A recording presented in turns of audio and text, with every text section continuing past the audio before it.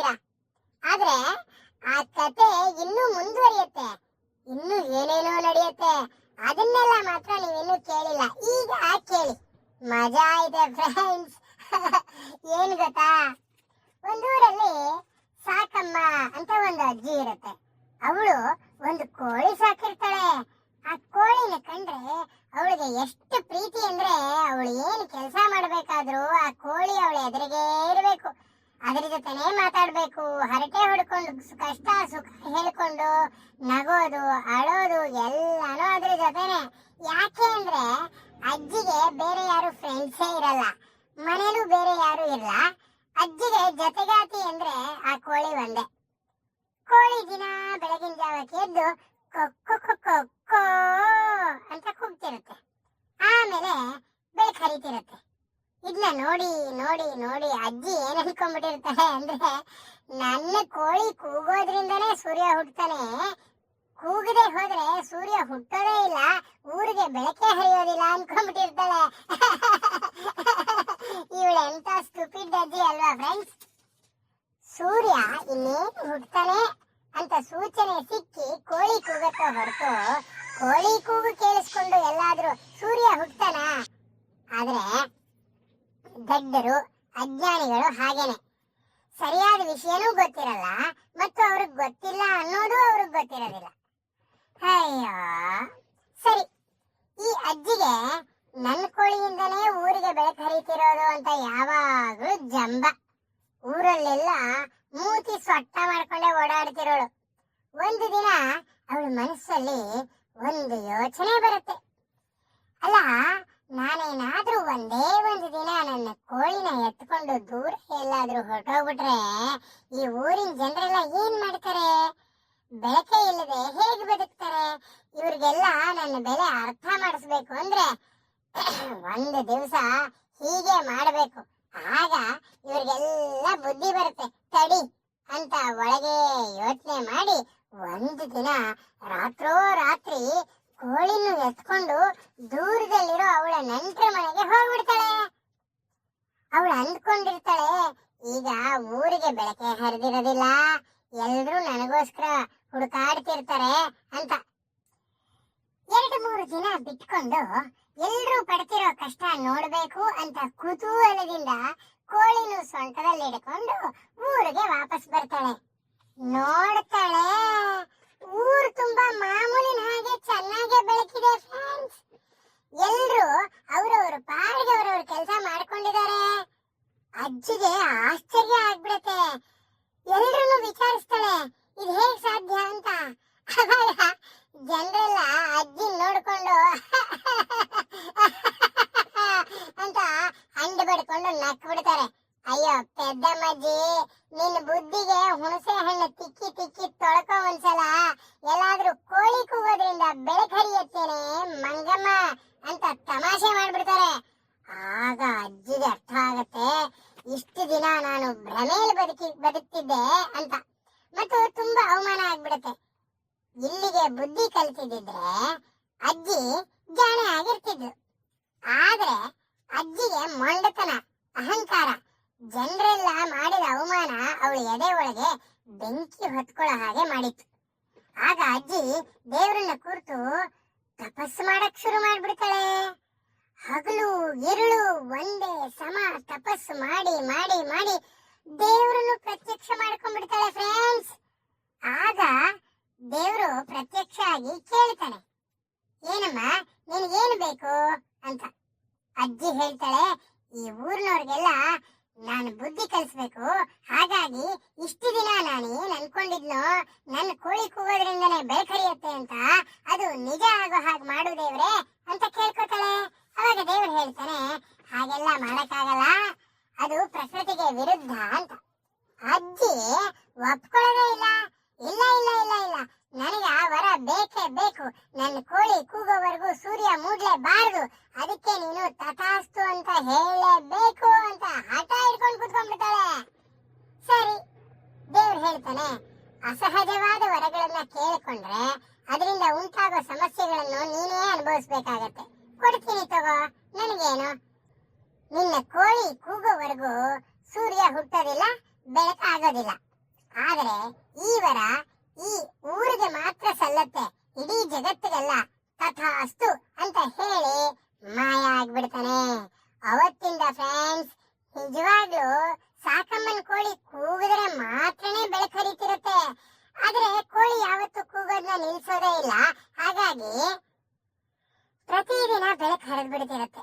ಜನಕ್ಕೆ ವ್ಯತ್ಯಾಸನೇ ಗೊತ್ತಾಗಿರಲ್ಲ.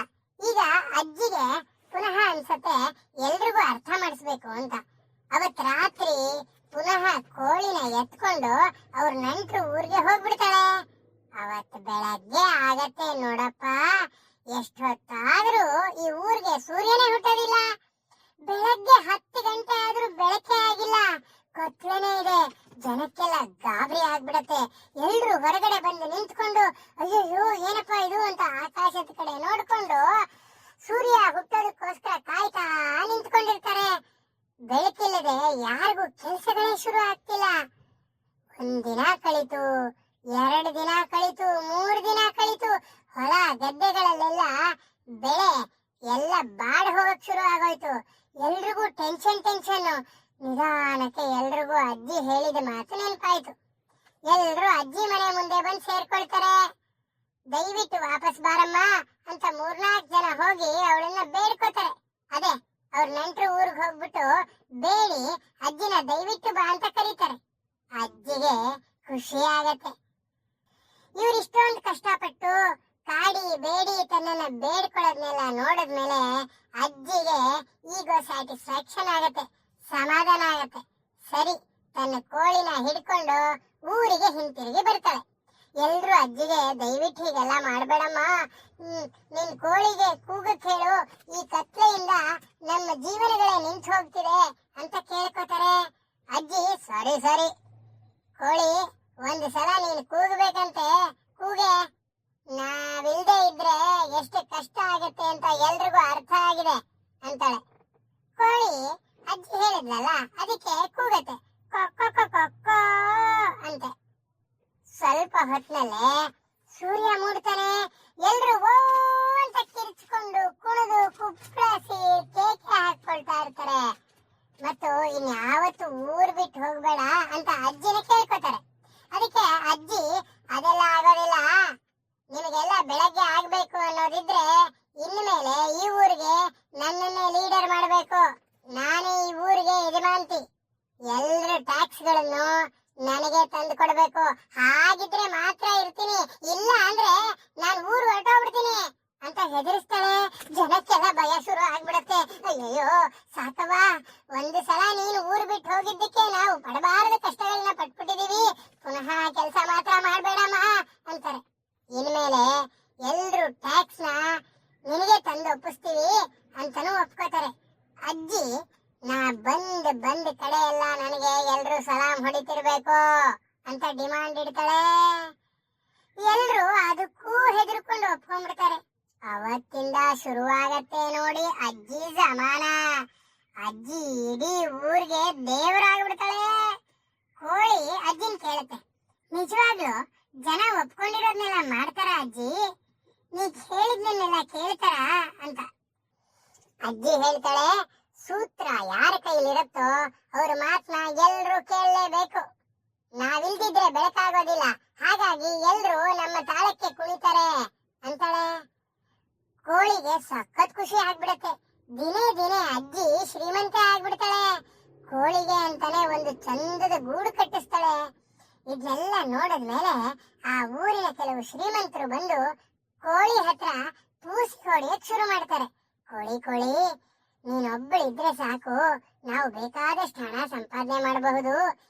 ಹೋಗಿ ಈ ಹಳೆ ಮುದುಕಿ ಜೊತೆ ಯಾಕಿರ್ತೀಯ, ಬಾ ನಮ್ಮ ಜೊತೆ, ನಿನಗೆ AC ರೂಮ್ ಕಟ್ಟಿಸ್ಕೊಡ್ತೀನಿ ಅಂತ.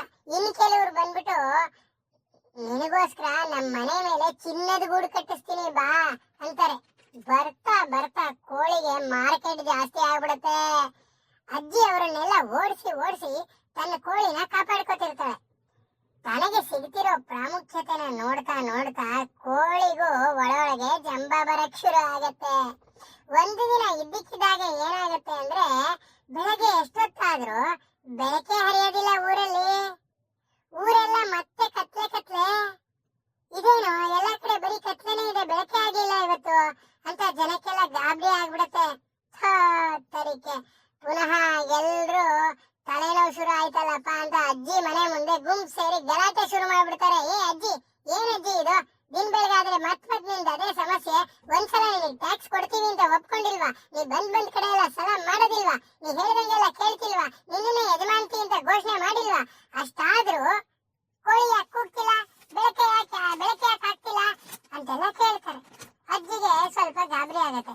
ಇದು ಯಾಕೆ ಇವತ್ತು ಬೆಳಕೆ ಆಗಿಲ್ಲ ಅಂದ್ಬಿಟ್ಟು ಅಜ್ಜಿ ಹೋಗಿ ಗೂಡು ಬಾಗಿಲು ತೆಗೆದು ನೋಡಿದ್ರೆ ಕೋಳಿ ಅಚ್ಚಕಟ್ಟಾಗೋರಕ್ಕೆ ಹೊಡ್ಕೊಂಡು ನಿದ್ದೆ ಹೊಡಿತಿದೆ. ಕೋಳಿ ಹೇಳುತ್ತೆ, ನಿನ್ನೆ ರಾತ್ರಿ ನೀನು ಹಾಕಿದ ಊಟದಲ್ಲಿ ಉಪ್ಪು ಕಮ್ಮಿ ಇತ್ತು, ಅದಕ್ಕೆ ನನಗ್ ಕೋಪ ಬಂತು, ಅದಕ್ಕೆ ಇವತ್ತು ಕೂಗ್ಲಿಲ್ಲ ಅಂತ ಅಜ್ಜಿ ಕೋಪ ಬಂದ್ಬಿಡತ್ತೆ. ಕೋಳಿ ಚೆನ್ನಾಗಿ ಬೈತಾಳೆ. ಆಗ ಕೋಳಿ ಹೇಳುತ್ತೆ, ಅಜ್ಜಿ ನಿನ್ನಿಂದ ನಾನಲ್ಲ, ನನ್ನಿಂದ ನೀನು. ನಾನು ಕೂಗ್ತಿರೋದಕ್ಕೆ ಎಲ್ರು ನಿನಗೆ ಮರ್ಯಾದೆ ಕೊಡ್ತಿರೋದು. ಇನ್ಮೇಲೆ ನೀ ಹೇಳಿದ ಹಾಗೆ ನಾ ಕೇಳಲ್ಲ, ನಾ ಹೇಳಿದ ಹಾಗೆ ನೀ ಕೇಳಬೇಕು ಅನ್ನತ್ತೆ. ಅಜ್ಜಿ ಕೋಪದಲ್ಲಿ ಕೋಲ್ ಎತ್ಕೊಂಡು, ಯಾಕೆ ಜಂಬ ಜಾಸ್ತಿ ಆಯ್ತಾ ನಿನಗೆ, ಕೊಡ್ಲ 4 ಏಟು ಅಂತ ಕೇಳ್ತಾಳೆ. ಕೋಳಿ ಹೇಳುತ್ತೆ, ಅಜ್ಜಿ ನೀನೇ ಹೇಳಿದ್ದೆ ಮರ್ತೋಯ್ತಾ? ಸೂತ್ರ ಯಾರ ಕೈಯಲ್ಲಿ ಇರುತ್ತೋ ಅವ್ರ ಮಾತನ್ನ ಎಲ್ರು ಕೇಳಲೇಬೇಕು. ನಾನಿಲ್ದೆ ಬೆಳಕಿಲ್ಲ, ನಾನಿಲ್ದೆ ಬದುಕಿಲ್ಲ, ಊರೇ ಇಲ್ಲ, ಈ ಊರಿಗೆ ರಾಣಿ ನಾನು ಅಂತ ಜೋರಾಗಿ ಕೂಗಿ ಹೇಳುತ್ತೆ. ಜನ ಎಲ್ಲ ಹೌದು ಹೌದು ಹೌದು ಹೌದು ಅಂತ ಕಿರ್ಚ್ಕೋತಾರೆ. ಒಂದಷ್ಟು ಜನ, ಆದ್ರೆ ನೀನು ನಮ್ಮ ಕೈಲಿರ್ಬೇಕು, ನಮ್ಮನೆಗೆ ಬಾ ನಮ್ಮನೆಗೆ ಬಾ ನಮ್ಮನೆಗೆ ಬಾ ನಮ್ಮನೆಗೆ ಬಾ ಅಂತ ಆ ಕೋಳಿನ ಹಿಡ್ಕೊಳಕ್ಕೆ ಅಂತ ಹೋಗ್ತಾರೆ. ಒಬ್ರಿಂದ ಒಬ್ರು ಹೋಗ್ತಾರೆ, ಕೋಳಿನ ಅಟ್ಟಿಸ್ಕೊಂಡು ಹೋಗ್ತಾರೆ. ಕೋಳಿ ಹೆದರಿಕೆ ಆಗ್ಬಿಡತ್ತೆ. ಅಲ್ಲಿಂದ ಹಾರ್ಕೊಂಡು ಜಂಪ್ ಮಾಡ್ಕೊಂಡು ಅಲ್ಲಿಂದ ದೂರಕ್ಕೆ ಓಡ್ ಹೋಗ್ಬಿಡತ್ತೆ. ಈಗ ಕೋಳಿನೂ ಇಲ್ಲ, ಬೆಳಕು ಹರಿದಿಲ್ಲ, ಇಡೀ ಊರು ಕತ್ಲೆಲೇ ಇದೆ. ಎಲ್ರು ಅಜ್ಜಿನ ಬಾಯಿಗೆ ಬಂದಾಗ ಬೈತಾರೆ. ಅಜ್ಜಿ ಏನು ಹಿಂಗ್ ಮಾಡ್ಬಿಟ್ಟೆ, ಇವಾಗ ಕೋಳಿನೂ ಹೊಟ್ಟೋಯ್ತು, ಬೆಳಕು ಹರಿಲಿಲ್ಲ, ನಾವು ಕೊಟ್ಟ ಹಣ ಎಲ್ಲ ವೇಸ್ಟ್ ಆಯ್ತು, ಯಾಕೆ ಹೀಗಾಯ್ತು, ಎಲ್ಲದಕ್ಕೂ ನೀನೇ ಹೊಣೆ, ಏನು ಉತ್ತರ ಕೊಡು ಅಂತ. ಅಜ್ಜಿಗೆ ಭಯ ಆಗತ್ತೆ, ಅವಮಾನ ಆಗತ್ತೆ, ಏನ್ ಹೇಳ್ಬೇಕು ಅಂತಾನೆ ಗೊತ್ತಾಗಲ್ಲ. ಅವಾಗ ಅಜ್ಜಿ ಅಳ್ತಾ ಅಳ್ತಾ ಬಂದು ಒಬ್ಳೆ ನಿಂತ್ಕೋತಾಳೆ. ದೇವ್ರೆ ನನ್ನ ಮರ್ಯಾದೆ ಕಾಪಾಡು ಅಂತ ಕಣ್ಣೀರಿಡ್ತಾಳೆ. ದೇವ್ರು ಮತ್ತೆ ಪ್ರತ್ಯಕ್ಷ ಆಗ್ತಾನೆ. ನಾನು ಅವತ್ತೇ ಹೇಳಿದ್ದೆ, ಅಸಹಜವಾದ ವರಗಳನ್ನ ಕೇಳ್ಕೊಂಡ್ರೆ ಅದರ ಸಮಸ್ಯೆನ ನೀನೇ ಅನುಭವಿಸ್ಬೇಕಾಗತ್ತೆ ಅಂತ. ಅನುಭವಿಸ್ತಾ ಇದೀಯಾ, ನಾನೇನ್ ಮಾಡ್ಲಿ ಅಂತ. ಆಗ ಅಜ್ಜಿ ದೇವ್ರ ಕೈ ಜೋಡಿಸಿ, ನನ್ನನ್ನು ಕ್ಷಮಿಸ್ಬಿಡು, ನನಗೀಗ ಅರ್ಥ ಆಗಿದೆ, ಎಲ್ಲ ನನ್ನಿಂದನೇ ಆಗೋದು, ನಾನಿಲ್ದೆ ಏನೂ ಆಗಲ್ಲ ಅನ್ನೋ ಅಹಂಕಾರದಿಂದ ನಾನು ಹಾಳಾದೆ. ಇನ್ನು ಮುಂದೆ ತಿದ್ದುಗೋತೀನಿ, ಪುನಃ ನನಗೆ ಒಂದು ಮಾಮೂಲಿ ಕೋಳಿ ಕೊಟ್ಬಿಡು ಸಾಕು, ಮುಂಚಿನ ಥರನೇ ನೀ ಕೊಟ್ಟಷ್ಟನ್ನ ಇಟ್ಕೊಂಡು ಬದುಕ್ಬಿಡ್ತೀನಿ, ಈ ಟ್ಯಾಕ್ಸ್ ಹಣ ಎಲ್ಲ ಜನಕ್ಕೆ ವಾಪಸ್ ಹಿಂದಿರುಗಿಸ್ಬಿಡ್ತೀನಿ ಅಂತ ಕೇಳ್ಕೊತಾಳೆ. ಸರಿ, ದೇವ್ರು ತಥಾಸ್ತು ಅಂತಾನೆ. ಅಲ್ಲಿಗೆ ಕತೆ ಮುಗಿಯತು. ಅರ್ಥ ಆಯ್ತಾ ಫ್ರೆಂಡ್ಸ್? ನಾವು ದೊಡ್ಡವರಾಗಿ ಬೆಳಿಬೇಕು ನಿಜ, ಆದ್ರೆ ಪ್ರಪಂಚನೇ ನನ್ನ ಮುಷ್ಟಿಲಿ ಇಟ್ಕೊಂಡ್ಬಿಡ್ತೀನಿ ಅಂತ ಅತಿ ಆಸೆ ದುರಾಸೆ ಎಲ್ಲ ಪಟ್ರೆ ನಮ್ಮ ಪಾಡು ಗತಿ ಕೇಡು ಆಗತ್ತೆ. ಚೆನ್ನಾಗಿತ್ತ ಫ್ರೆಂಡ್ಸ್ ಕತೆ? ಸರಿ, ನಾ ಬರ್ತೀನಿ, ಆಯ್ತಾ? ಓಕೆ.